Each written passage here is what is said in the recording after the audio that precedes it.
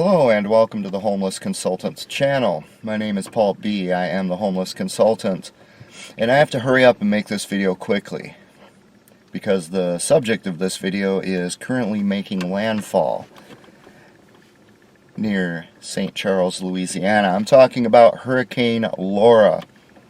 Folks, if you watched my two-part video called Computer Models 101 for Government Officials, a series of videos that Governor Tim Walz did not watch, but if you had watched it, then you would have learned some things about computer models, what they can and what they cannot do. In the second part of that series, I went over the Hurricane Forecast Center's beautiful performance with Hurricane Irma, where these people who claim to protect us and claim to deserve a multi-million-dollar budget to protect us almost evacuated the wrong state, if not, I mean, they got it completely wrong, as they always do when they listen to predictive computer models. So I just want to quickly go over this because I don't have a lot of time to get this thing compiled and rendered and online. So let's just go straight to it here. Now, not only with Irma, not only were these forecasters wrong with their spaghetti models, you know, the models that go all over the place. Not only were they wrong with that, but as I showed in that video, at least one meteorologist took time out of protecting everybody to issue a warning to anybody who would take Hurricane Forecast Center maps and data and charts and graphs and modify them, which I agree with. You shouldn't take their stuff and modify it and present it as if it were theirs. You should not do that. But what he was saying in that video was it's a federal crime to do that. In other words, it's a federal crime to step on their toes, which is the definition of racketeering. And remember, these people were completely wrong, you see. Even as he stood there warning people it's a federal crime. I mean, he spent a lot of time warning people it's a federal crime to do this, and right behind him is a track that's going to completely the wrong place. So all these people are getting ready to evacuate while the people where Irma actually hit were not evacuating because of what this expert was presenting to them as he's shooting off his mouth, trying to scare the heebie-jeebies out of anyone who might, oh, I don't know, try to accurately predict where hurricanes are going to land and how large and powerful they will be.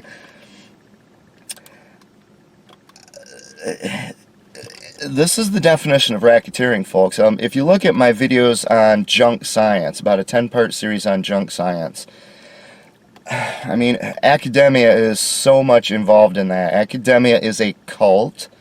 And what you basically have here are these people who, they go through this cult training and then they declare themselves an expert. And other members of the cult support them. Other members of the cult come out there and they agree, yes, you are an expert. You have the qualifications. You have the certifications. You have the credentials, according to us, the cult. You see, it's all part of the same cult. That's the problem with cults. That's why cults is #1 on my 50 existential threats to the United States of America. It isn't just Antifa that's a cult. Academia is a cult. And so they declare themselves an expert, and then they say, then they go out and they lobby Congress and everything. These are people like Governor Tim Walz, people who don't bother to think or to research or to learn, and they just blindly believe these self-portrayed experts who pretty much get everything wrong repeatedly, which doesn't seem a lot like expertise. That's the problem with cults, you see. Everything's backwards and upside down and inside out.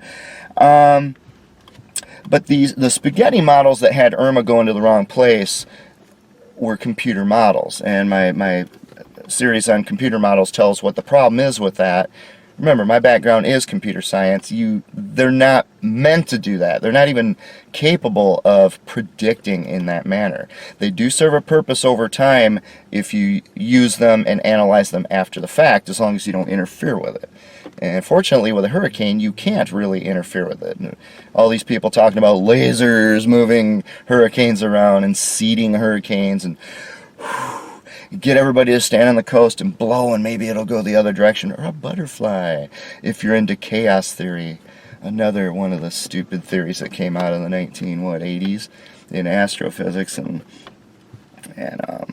oh gosh, I don't even want to go into that.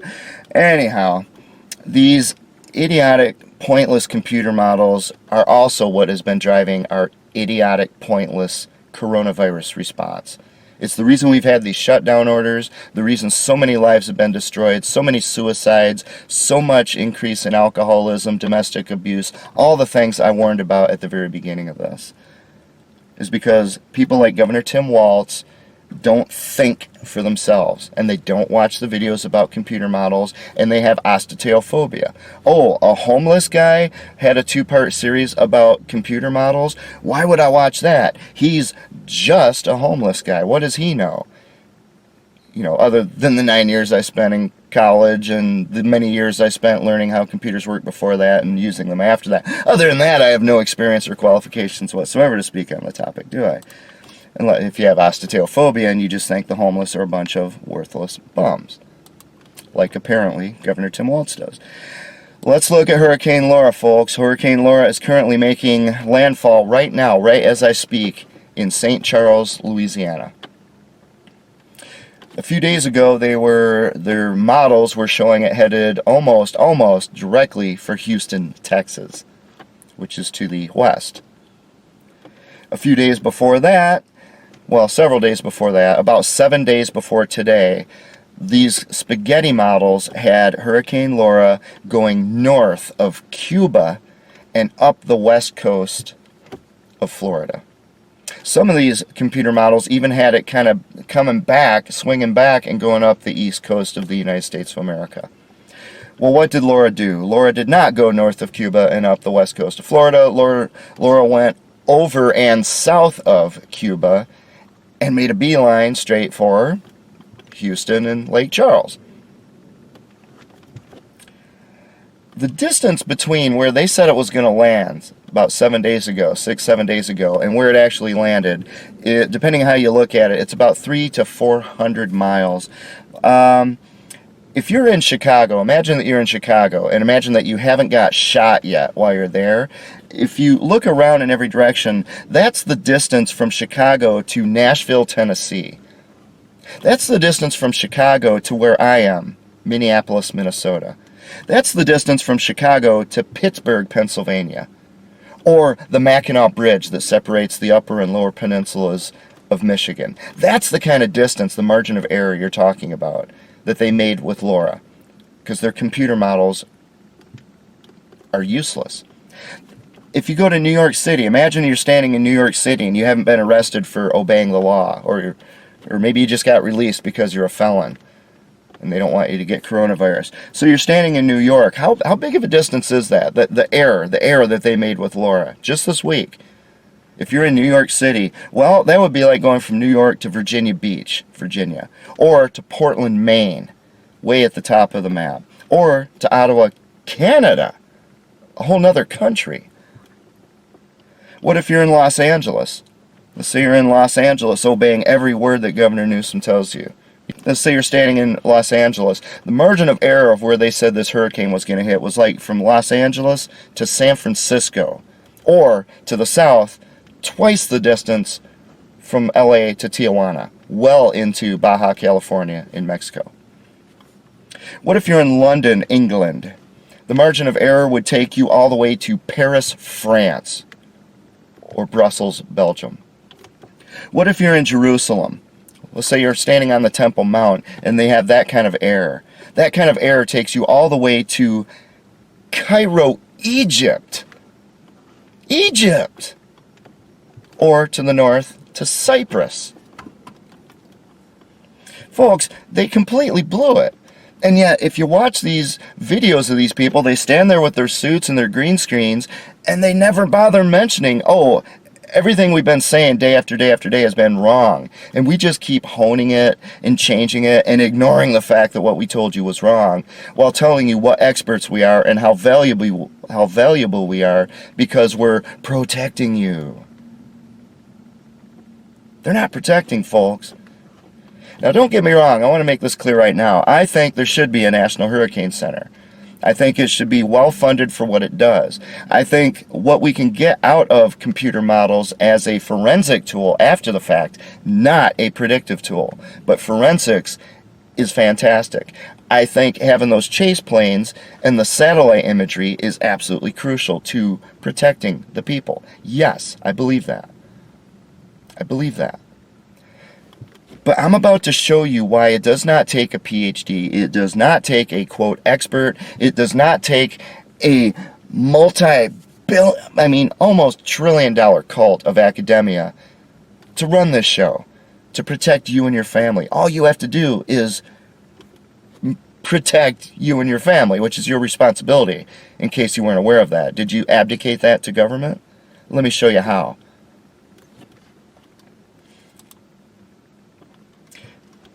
In order to do this, I'm going to give you two examples. The first thing I'm going to do is note that hurricanes look a lot like spiral galaxies, don't they?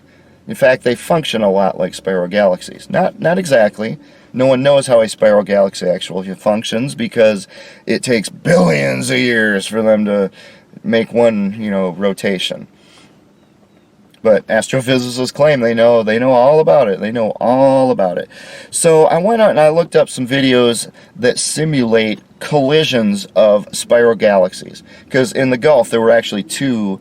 There's Hurricane Laura and then that other tropical depression, the other one. So they were worried about two hurricanes in the Gulf at the same time and what would happen if they collided.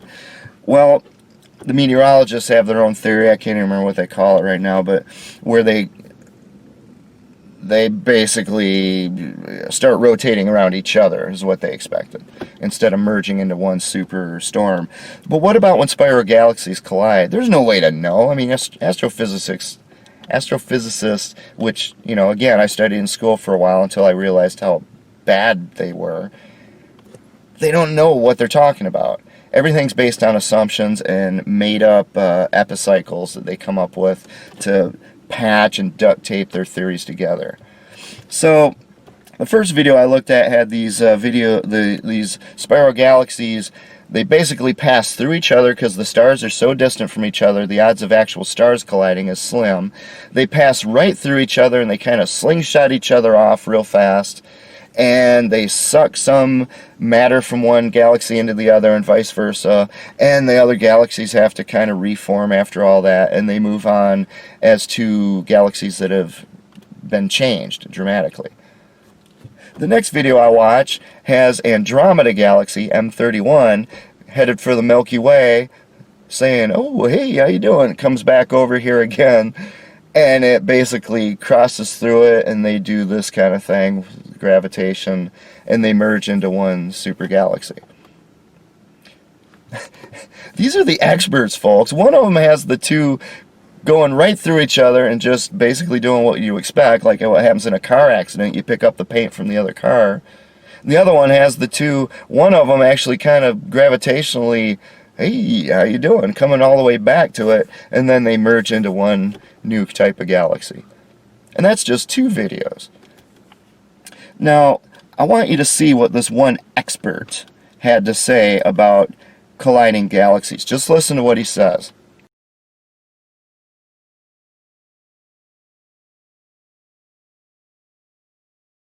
And what's interesting about all of these galaxies is that they don't really possess that many stars to have such a high velocity. In other words, what all of this suggests is that pretty much all of these galaxies have a tremendous amount of dark matter on the inside. Now, this means two things. One of those things is that this, of course, once again shows us that dark matter is responsible for allowing these galaxies to maintain stars without having them fall apart, even though the stars move really, really fast on the inside. But at the same time, and this is really important, it once again proves the existence of dark matter. Okay, now, in case you didn't notice the problem with what he just said, let me read you the comment that I left on his video. This is my comment. Our education system is simply awful. Scientist. That car swerving wildly down the highway at a great distance from us suggests, the very word he used, suggests that the driver is in a life and death struggle with a passenger who is trying to take over their car. Proving once again that passengers trying to take control over moving cars is the reason why cars swerve wildly down the highway. That's what the scientist says. Then the thinker says, the person who thinks says, well, maybe the driver was drunk, or stoned, or drowsy, falling asleep, or epileptic, or diabetic, or having a stroke, or having a seizure, or having a heart attack, or fighting off a killer bee attack, or maybe the car's computer has gone berserk, or cut off by the scientist who says, nope, we want to believe that the passenger is the cause, so this proves that the passenger is the cause. And that is what we will teach people who never question anything they are told. That's the comment I left on this guy's video. He said so right in there. He said that this suggests that dark matter is, and dark matter is their little duct tape. It's the roll of duct tape they use to fix everything. Dark matter and dark energy. Can't see it, can't detect it, no way to prove that it exists. But if we shove it in our equations, it kind of, sort of, almost seems to kind of make what we're saying seem somewhat plausible. Does that sound like science, folks, or does that sound like the operations of a cult? Does it sound like the way the hurricane forecasters are operating? Spaghetti models going all over the place, and then the hurricane actually goes over here. For my last trick, I'm going to show you exactly what's going on with these hurricane models. I want you to do a kind of thought experiment with me. If I'm able to create graphics, I will. Imagine that you are standing at the end zone of a football field. 100 yards, right? Football field. You're standing at the end zone. Bubba is at the other end zone, and he is headed your way. He's going to make his way all the way to your end zone, which is really wide. You're just a little person in this big wide end zone. Along the end zone are all of these orange cones, you know, like construction cones, lining the end zone. Now, the thing is, your job is to make sure to remove the cones that Bubba would hit when he comes to the end zone so that no cones get hit. In other words, you're going to evacuate those cones, but while evacuating a minimum number of cones that would not be hit by Bubba. That's your goal. But here's the thing, Bubba doesn't move very fast. In fact, Bubba uses a walker. Kind of like this guy. Ma'am, sir, I don't know what to call you. Whoa, whoa, whoa, you shall, yeah, that's right, you will get out of my way. Only Bubba moves a lot slower than this old gentleman.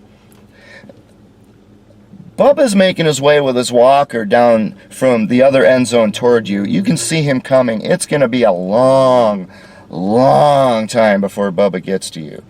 Now, the rule is you're not allowed to run, but you're allowed to walk at a normal pace while he's sitting there making his motions with a walker. Also, from experience, Bubba's done this before. Bubba's done this hundreds of times before, and there's been people on the sidelines writing down what Bubba did. And guess what? Bubba almost never, really never, makes an abrupt turn. Bubba might veer off one way or another, but Bubba doesn't just suddenly, do this kind of thing. Bubba doesn't do that. The one time Bubba did that was because there was this huge pile of horse manure on the field, and he changed direction to go around it. Other than that, you pretty much know what Bubba's going to do because you've watched Bubba do it hundreds of times. And Bubba's using a walker. He can't really do a whole lot else, can he? So, now, by the time Bubba makes it to the 50-yard line, you have some idea. I mean, is he in the center? Is he off to the side? If he's off to the side, the odds of him coming over to the other side of the end zone are slim. It could happen, but it's slim. If it does happen, you still have plenty of time to walk to the other side of the end zone. But as Bubba gets closer and closer and closer and closer, you start to shear off parts of the end zone that Bubba could reach, unless he did one of these turns, which he never does. So as Bubba gets close, Bubba gets to like the 20-yard line, there's only a relatively small region of the end zone that Bubba's going to move his walker into. He's not going to go to the other side from there. He's not going to just suddenly do one of these things. And frankly, even if he did, you could still deal with it, because you can move faster than Bubba. Now, what's going to happen is as Bubba makes his way, even if he does a little bit of veering like this, and even if he kind of does something like this with his walker, you just walk over, you see where he is, and when he's about 3 yards away, you remove 2 cones. Bubba pushes his walker right through, doesn't touch another cone. You didn't have to evacuate any cones unnecessarily, and Bubba didn't destroy any cones. Now I have a question for you folks. Did you need a PhD to do that? Did you need years of experience, an internship to do that? Did you need, other than the statistics that just simple observers who might just be ordinary people, just farmers, homeowners on the coast, people who live, near the football field, just writing down what Bubba did, kind of like a farmer's almanac of Bubba. Other than that, what exactly did you do that requires so much expertise? Now, let's say that you created a computer model first showing where Bubba was going to go. Now, before you started all this, you're sitting back in the end zone with your computer, and your spaghetti model has Bubba potentially going anywhere at the other end zone. I mean, it's all over the place, because you have no idea. As he moves along, your computer model starts to trim, and, in other words, starts to do exactly what your brain did earlier, right? But it only happens as Bubba moves down the end zone. As Bubba moves toward the end zone and he veers, left or right of center, you start creating let's call it a cone of uncertainty, like the hurricane forecasters do. A cone of uncertainty. But you're pretty certain Bubba's not going over here, as he moves across the field very, very slowly, while you have the leisure. Bubba's on a walker. You're able to walk at normal speed. Hurricanes move at about the speed of a trotting horse. People are flying these super jets through their eyes and driving automobiles that can go 60, 80 miles an hour. Do you see the analogy here, folks? What exactly are these people doing that just an observant citizen cannot do? We have things like the Farmer's Almanac, which keep track of temperature, climate throughout the year. Our ancestors used to be able to read the skies and the environment around them to know when a storm's coming and how severe it's going to be. We've lost that because we've abdicated our abilities and our responsibilities to these so-called experts. Experts who will even threaten you with federal prosecution if you step on their toes. In other words, it's not just you, it's someone else with a computer model back there at the end zone. And even though what you just did worked perfectly, this person with the computer model has a bunch of armed Gestapo with him and says, if you don't remove only the cones that I told you to remove, you're going to prison, pal. Which one do you want protecting you? Do you want that goon doing it, the Gestapo, or do you want someone like you who knows what they're doing to protect you? And the person who should be protecting you is you. See, the beauty is we have these technological tools now. You can go online and look at satellite imagery of these storms as they move. And all you have to know is the most minimum things about meteorology, jet streams and such, to have at least some idea of where this storm's headed or where it could head. And then you make a decision as to whether or not you're going to evacuate and protect your family.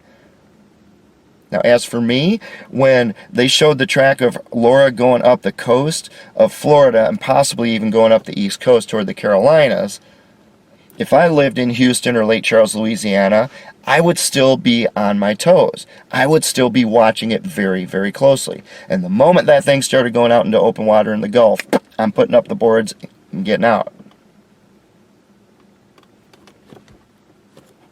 Computer models are useless for predictive purposes. They are great, well, at least they're very useful as a forensic tool for analyzing what happened after the fact. Over time, you can hone those models and make them better and better and better. In some cases, unless you have a lot of factors that are uncertain. This just goes to show how little they know about climate and weather. For all the modeling they've done, for all the forensics they've been able to do on all these hurricanes that have all these spaghetti models, they still can't get it right. And yet these people claim to know something about climate change and global warming, such that they can dictate the terms of existence for every human being on the face of the earth and tax them. These people claim to use computer models to know what coronavirus was going to do. And as I said all along through my videos on this topic, Governor Tim Walz, in my opinion, committed a federal crime. If coronavirus is a national emergency, then when he took the computer models and he acted on the basis of those, he changed all of the data and the parameters that were in the model in the first place, which means there's no way to ever tell whether the computer model would have been correct. And without that knowledge, the computer model is as useless as it was before the whole pandemic started. In other words, that model can no longer benefit future generations, and it only hurt our generation because it was wrong. You might want to watch my two-part series on Computer Models 101 for government officials, folks. It wasn't just for government officials. It was for you as well. I would also refer you to a video I have that only has 7 views. One of my favorite videos I've made, pretty short one too, called Experts Warn. I highly recommend that you watch that so that you can understand what we're dealing with when we have these experts claiming the right or the responsibility even to take over our lives. To all of you out there in the Gulf of Mexico and inland, stay safe. Watch out for yourselves. Do not trust your lives to other people. Take care of yourself and your family. Godspeed to you all. And to the rest of you, thanks for watching.